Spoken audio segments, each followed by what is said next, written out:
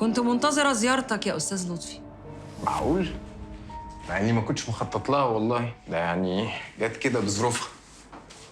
عندي خبرة قانونية مش بطالة، بعرف أبني عليها توقعاتي.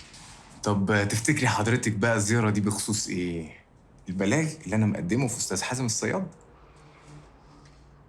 متأكدة إنه ما يخلصكش إن ولد بريء في السن ده ياخد حكم، وأكيد قلبك الكبير هيخليك تتنازل وتتصالح، وأكيد كله بتمنه. فلوس برضو. والله العظيم. وحضرتك بقى اللي بتشوري على مدام نرمين تخلص كل أمورها بالفلوس؟ والله أبدا، بتتصرف من دماغها وما بتسمعليش خالص. اللي أقصده بالتمن توازن القوة. أنت ليك عندي حاجة وأنا ليا عندك حاجة، ده قصاد ده. هو أنا ليه عندك إيه معلش؟ القضايا اللي رفعها عليك طليقتك مثلا. هتبيعي موكلتك؟ لا أنا ما قلتش كده، بس أنا أعرف أقنعها إنها تتنازل، وعلى فكرة عندها استعداد. ماشي، ده خبر قديم كان جالي من حتة تانية.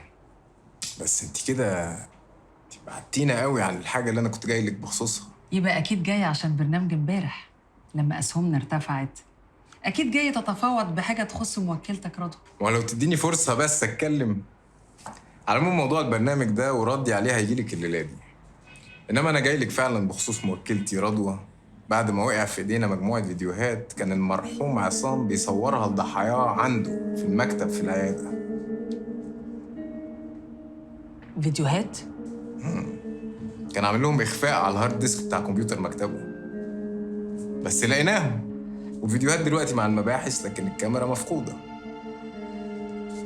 لو اللي بتقوله ده حقيقي أكيد عارف إنه ملوش أي قيمة قانونية. مظبوط، بس ليه قيمة فضائحية، قيمة إعلامية. تخيلي حضرتك لو فيديو واحد بس من دول اتسرب لا قدر الله. يا نهار أبيض، ده ولا 1000 برنامج من اللي طلعتوا فيهم دول يبقى له جدوى. لو عندك حاجة وريني. والله أنا ما اتأخرش، بس للأسف دي مش من سلطتي. حضرتك بقى ممكن ترجعي للضابط اللي بيحقق في القضية. أمال أنت عايز إيه؟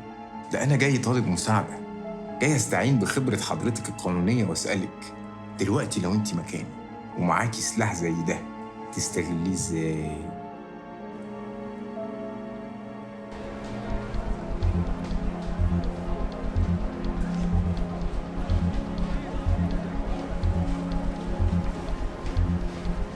السلام عليكم. وعليكم السلام. ده مزرب عبد المولى بتاعت التوصيل. المكتب اللي في اخر الطرق. طب شكرا، كتر خيرك.